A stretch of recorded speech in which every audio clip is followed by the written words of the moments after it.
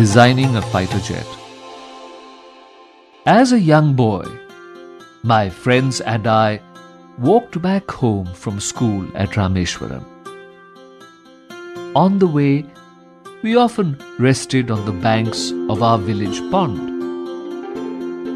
While my friends practiced skimming pebbles over the rippling water, I would sit and watch the cranes and seagulls soar in the sky. The sight of those birds inspired me, and I dreamt of my future. As I grew older, my goal became clearer. I knew I had to go into engineering to realize my dreams.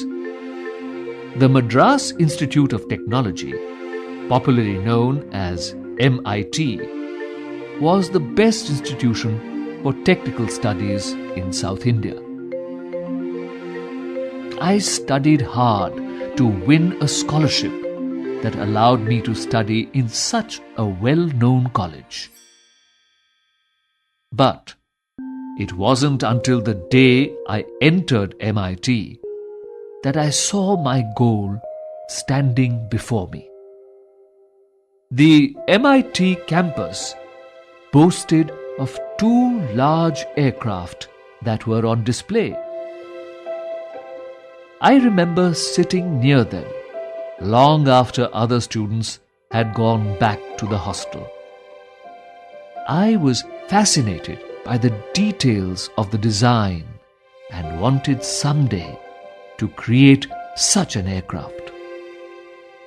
For my final project at MIT, I was asked to design a fighter jet with a team of 4 other classmates.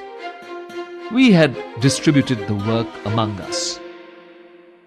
One day, my teacher reviewed my progress and exclaimed, "Abdul, I'm really disappointed with your plan. I had expected much more from you." I offered several excuses, but my teacher refused to listen. "Sir, please give me 1 more month. I'm sure I'll come up with a better design," I pleaded with him. He looked at me and said, "Look, young man, I'll give you 3 days.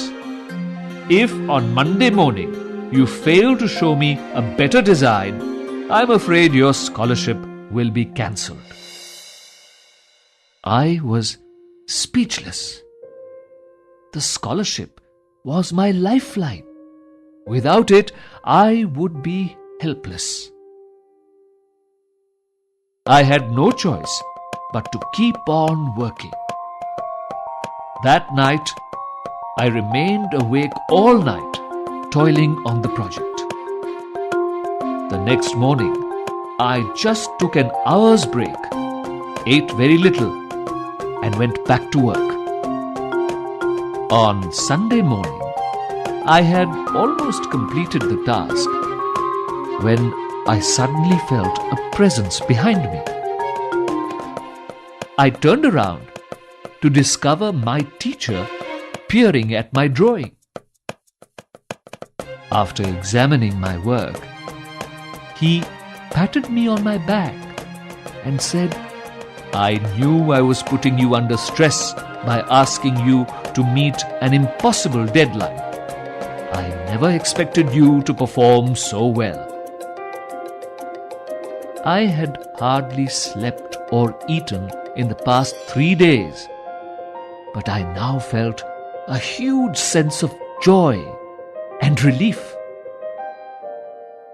Not only did I keep my scholarship, I also graduated from MIT with outstanding marks.